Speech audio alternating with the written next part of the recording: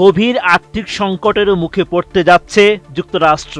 প্রথমবারের মতো দেশটির জাতীয় ঋণের পরিমাণ ছাড়িয়ে গেছে 40 ট্রিলিয়ন বা 40 লাখ কোটি ডলার। 20 আগস্ট এমন তথ্য জানিয়েছে ব্রিটিশ বার্তা সংস্থা রয়টার্স। যুক্তরাষ্ট্রের কংগ্রেশনাল বাজেট অফিস জানিয়েছে মার্কিন সরকারের অতিরিক্ত ব্যয়, ঋণের শোধ এবং বাজেট ঘাটতি মেটাতে ধার নেওয়ার কারণে দ্রুত বড় হচ্ছে ঋণের বোঝা।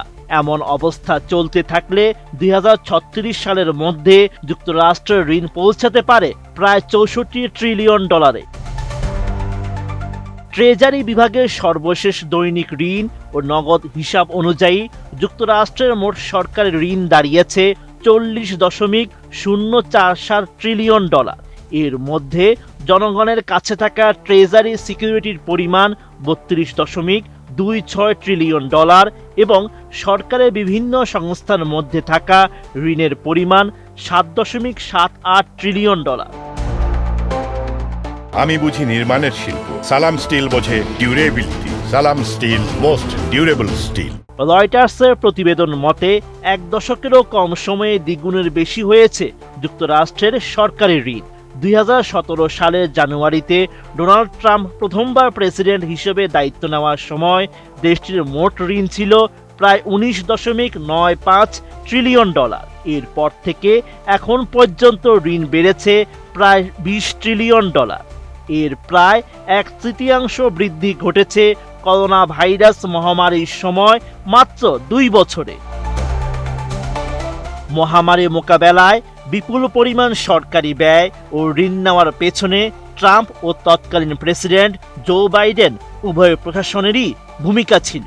বাকি ঋণ বৃদ্ধির পেছনে দুই প্রেসিডেন্টের বিভিন্ন অর্থনৈতিক ও রাজস্ব নীতি এবং দীর্ঘদিনের কর ও সরকারি ব্যয়ের মধ্যে ভারসাম্যহীনতাকে দায়ী করছেন অর্থনীতিবিদরা। বিশেষজ্ঞরা বলছেন এই ক্রমবর্ধমান ঋণ এবং সর্বশেষ রেকর্ড মাইল ফলকটি এরই মধ্যে আমেরিকানদের আর্থিক অবস্থার উপর প্রভাব ফেলছে। এর ফলে মর্টগেজ এবং গাড়ির মতো জিনিসের জন্য ঋণের খরচ বাড়ছে, বিনিয়োগের জন্য কম অর্থ হাতে থাকা ব্যবসা প্রতিষ্ঠানগুলোর মজুরি কমছে এবং পণ্য ও পরিষেবার দাম আরও বাড়ছে। আশঙ্কা প্রকাশ করে অর্থনীতিবিদরা জানিয়েছেন সরকারি ঋণ, সুদ পরিশোধের বাড়তি ব্যয় এবং দীর্ঘমেয়াদী বাজেট ঘাটতি নিয়ন্ত্রণ করতে না পারলে ভবিষ্যতে আরও গভীর আর্থিক সংকটে নিমজ্জিত হতে পারে বিশ্বের বৃহত্তম অর্থনীতির দেশটি। Sheikh Farid, ATN news.